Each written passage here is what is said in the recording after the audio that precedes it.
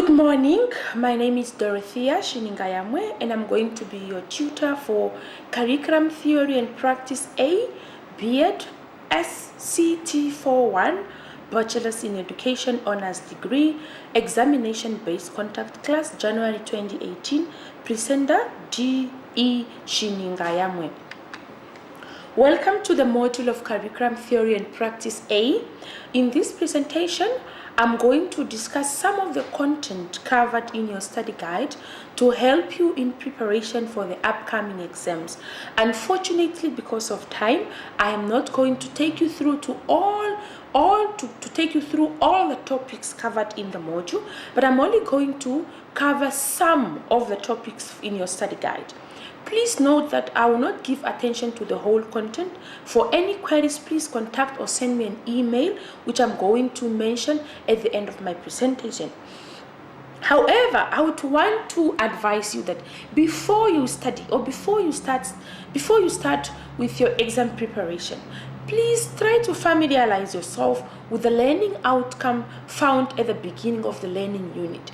If you go back to your study guide, there is, I think it's page 1 or page 3, there is what you call the introduction, how to use this module. There's also what we call the exit learning outcome. What should you understand at the end of the module? Or what should learners do? What should learners do at the end of the module?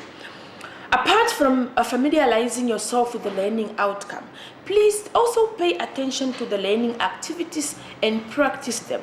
In your study guide, you are going to see that there is what you call the learning activity. The learning activities are more like the exercises or some questions outlined in your modules. Please try to pay attention to them and practice them. They should be able to prepare you. Try to answer them.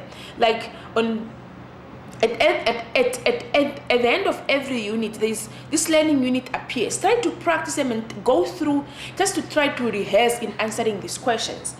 Only study your study guide for your exams and study all the units in the module in preparation for the exams.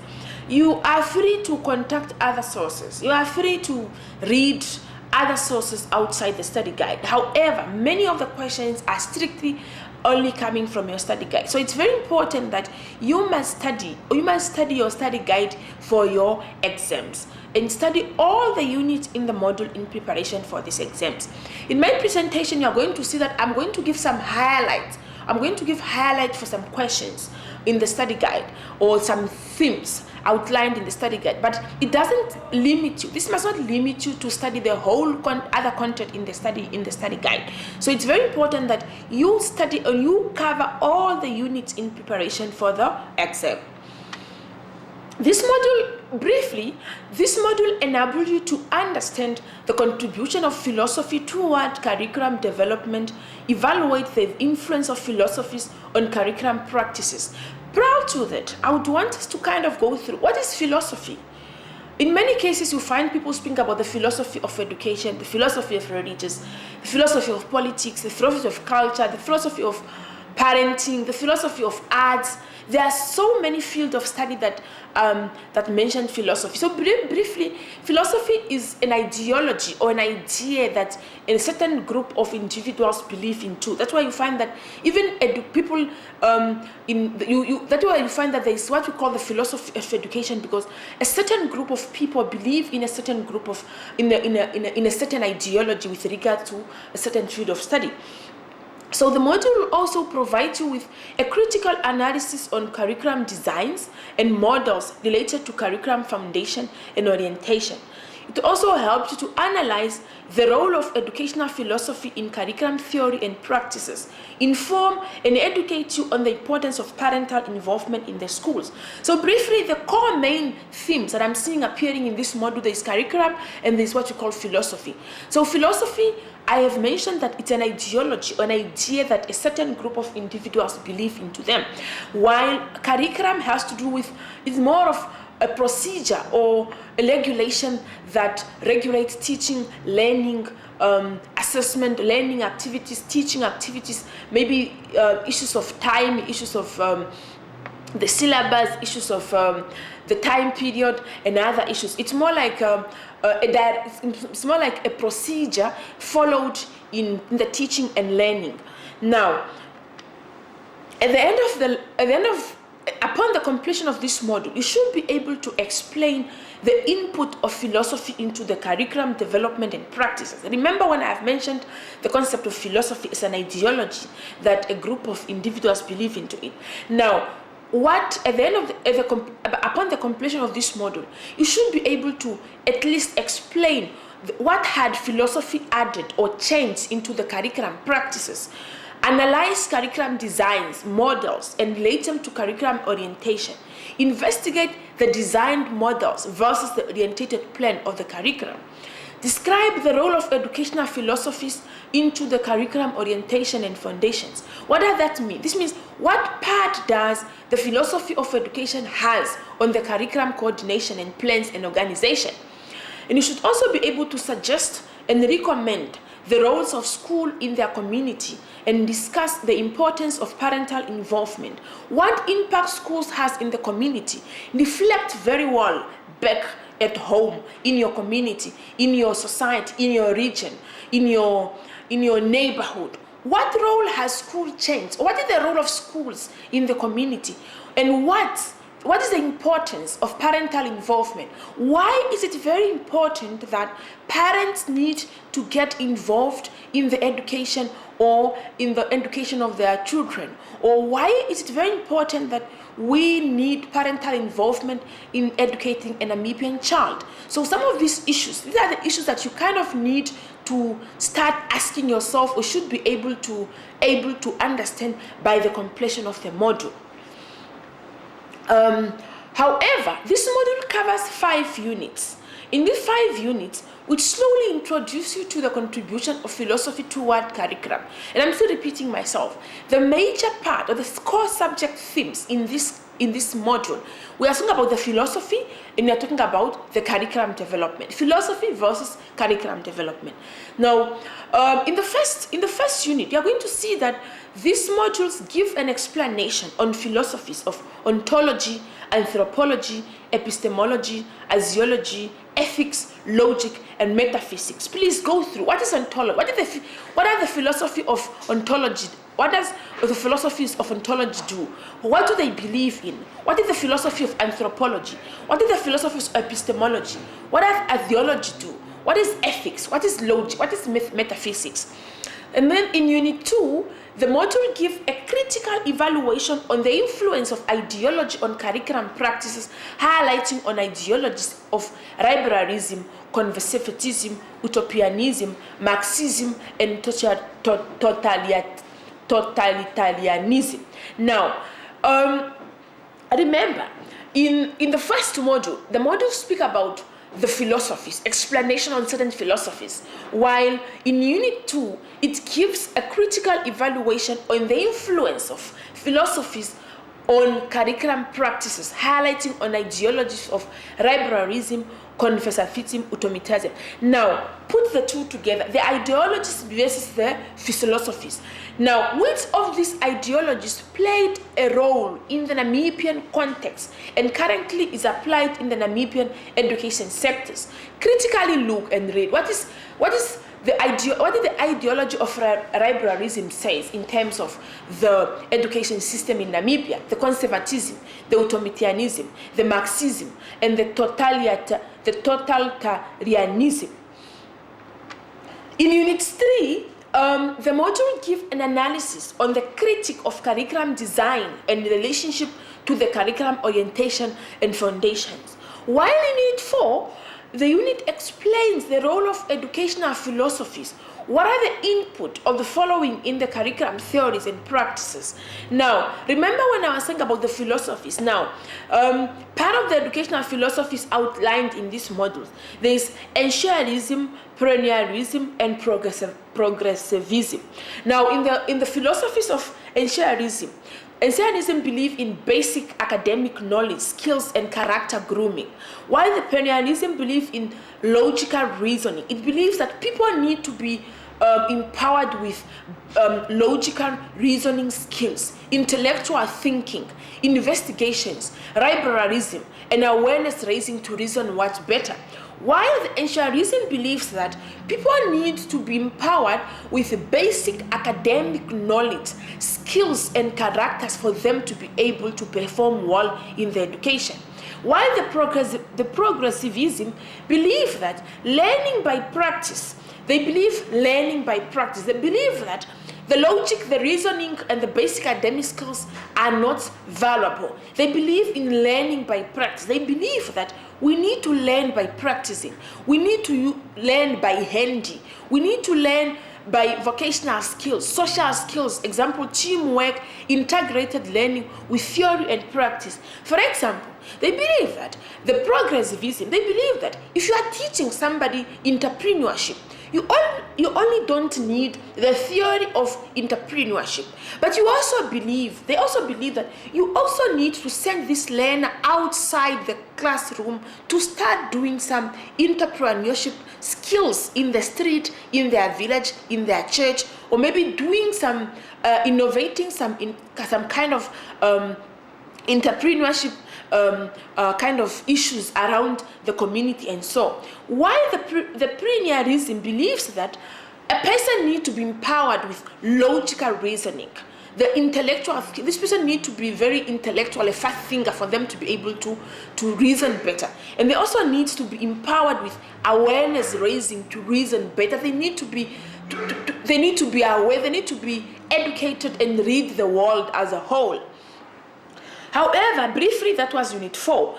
And then Unit 5, the module gave a highlight on the role of schools in their community. As I've mentioned earlier, that what do you think? What are the roles of the schools in their community? This may include educating young people as active citizens. When we look at schools, it is not about going to school at that all, but it also has a contributing factor in terms of you're educating these individuals, you are educating young people to be active citizens. And when is a person viewed as an active citizen? An active citizen is a person who is able to vote, for instance. They're able to participate in their own educational activities or community development activities in their own region. They're able to support the community in different ways. The issue of rights and responsibility, respecting the people's right. Responsibility. What is the responsibility of a person in the community? It is not about having the right, but also having the responsibility. A responsibility to respect others. Responsibility to participate in other activities, responsibility to protect the rights of the people, responsibility to respect the rights, responsibility to respect the environment, the responsibility to take care for the environment, take care for the people, active participation in community development, as I've just mentioned, and other issues. Now, for you to understand issues related to curriculum development, please pay attention to the following concept as part of other key issues and very important issues in this module. What are these key issues? Remember, I spoke about ideology, the epistemology. What does the ideologies of epistemologists believe? What is character education? What is librarianism, anthropology as part of one of the philosophies, ontology, the paradigm shift in the education sectors. In the module, we are going to see that the education sector has gone through a lot of changes, the paradigm shift, changes that occurred in the education sectors. Remember, as we are living as a human being, we are not static, but we are dynamic. We change, or we change now and then. So as the education sector has been changed. Remember, the education system that we had prior to independence, it's not the same education system that we have to now, and it's also changing now. What are the changes that have occurred in these education sectors? Please pay attention to them and read them and understand them. There's also what we call the Epstein framework of parental involvement. Remember when I was talking about the importance of parental involvement? Why do parents need to get involved in the education sector?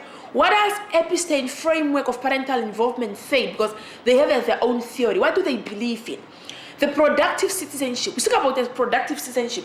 What is the productive citizenship? Remember when I have mentioned the rights and the responsibilities. Somebody who is active, somebody who is able to protect the environment, somebody who is able to participate in community development or developmental issues, somebody who is able to protect the right of the people. Now, what does it mean by productive citizenship? The wellness aims of education, because education is just not about educating the person, but there's also the wellness. What are the wellness aims of education? Please pay attention to them. The roles of school and learner in the community. We have mentioned about the roles of the school. What role can school play in the community? So as a learner, what is the aim? What is the role of the learner in the community? Other key model themes include the three parent-teacher relationship, the distinct approaches of humanistic education, the roles of educator and learner in problem-centered and design model. Remember, there's what we call the standard design model, or the standard design model. What is the role of the educator and what's the role of the learners?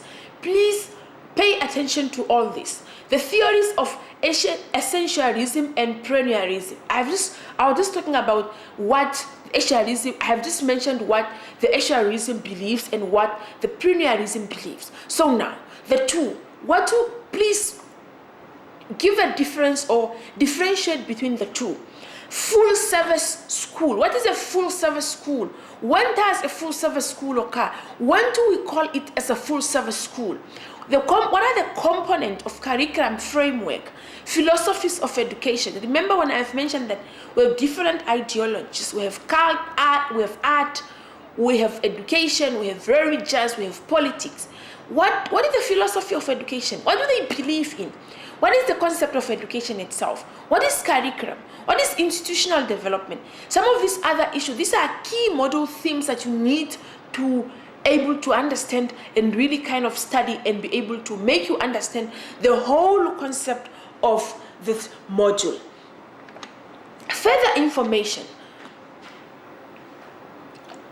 However, the above mentioned themes that I have just mentioned should not limit you to study all others in this module. Remember when I've mentioned that you need to study all other issues in the study guide or covered in the unit. So please read all the units in preparation for the exam. Please pay attention to all the units in the study guide. And I'm still repeating myself. Please pay attention to all the units in the study guide. Do not study to memorize, but always try to understand. I know many students have a tendency of just studying for the sake of memorizing, and you memorize, and when you get to exams, you are stuck, you are stressed, you are not even able to remember what you have memorized. So, for you to make it easier for yourself, please try to study to understand. Do not just aim to memorize, but understand, have a general understanding of the topic. Because if you speak about what are the philosophy of it, what is the education, what is curriculum, what is the full service history, understand it from your own perspective. You should be able to explain it even in your own words. Pay attention to the allocation of marks. If the question is asking for 10 or 15 marks, remember you need 15 points. The question is asking for 5 points. You only need 5 points, but you don't need to give me 10 marks. I will never be able to add you more marks because the marks allocated to that question is only for 5 marks. Be brief and straight to the point. If you are traveling to Rehoboth, you don't need to go to Gobabis and come to Windhoek and then go back to Gobabis and go to Rehoboth. You only drive once from Windhoek up to Rehoboth. So if you are explaining a question, be brief and straight to the point. Don't move and look for some other unnecessary issues. Be brief and straight to the point. Learn to provide practical examples to earn more marks. As I've mentioned already, that do not only study to memorize, but try to understand. Demonstrate to the marker that you understand the concept of curriculum.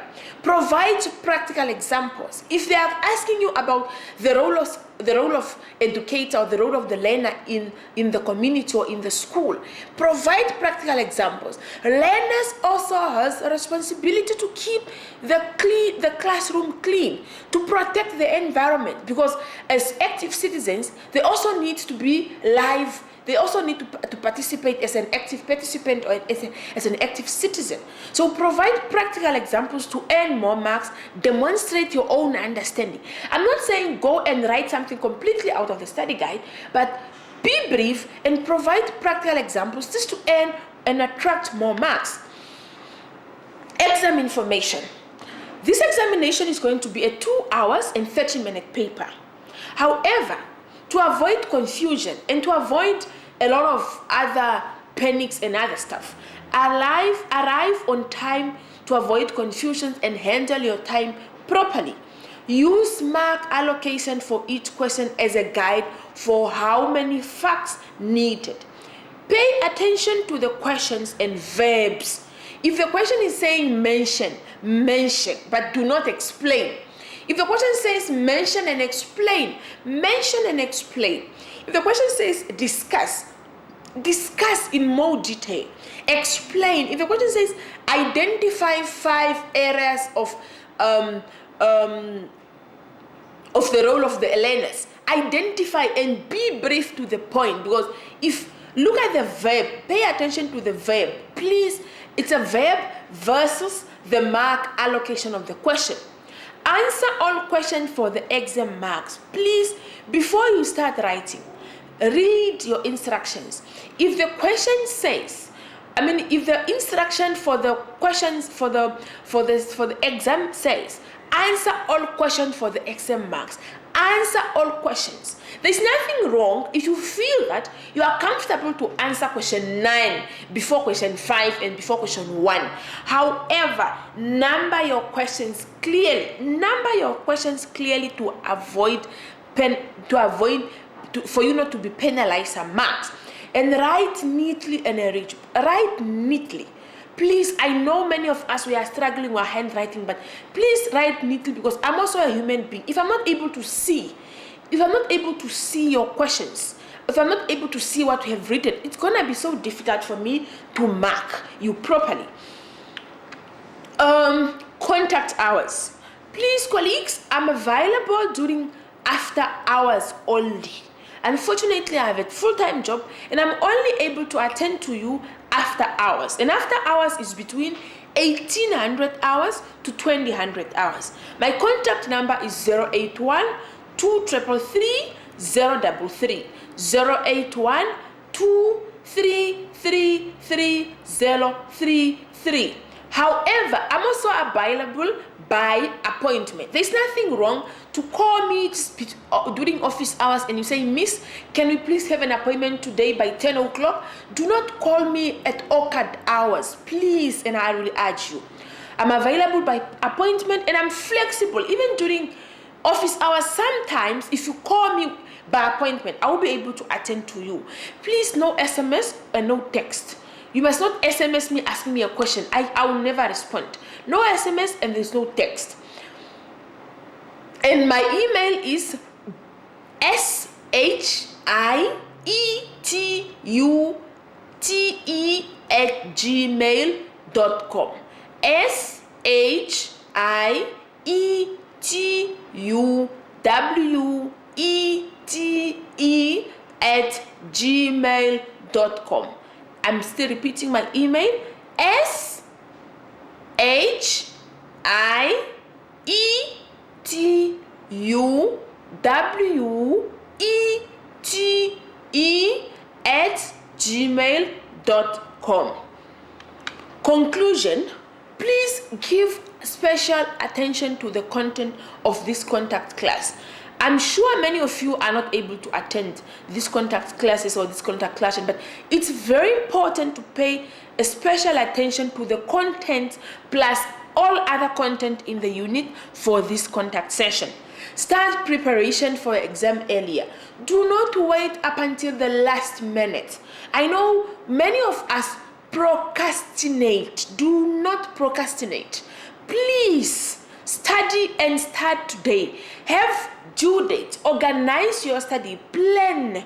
Do not procrastinate. I'm going to study tomorrow. I'm going to start next week. I'm going to study up until it's March, April, up until May. So please, it's very important that you give yourself due dates. At the end of February, I should have covered Unit 1, 2, and 3. By the end of March, I should be able to have covered Unit 4, 5, and 6. Get acquainted with your work. Read, read, read, and read. And finally, I want to tell you that enjoy your study and make it most. Do not stress. Cheer up, relax, and enjoy your studies and make most of it. I thank you very much. All the best in your academic endeavors.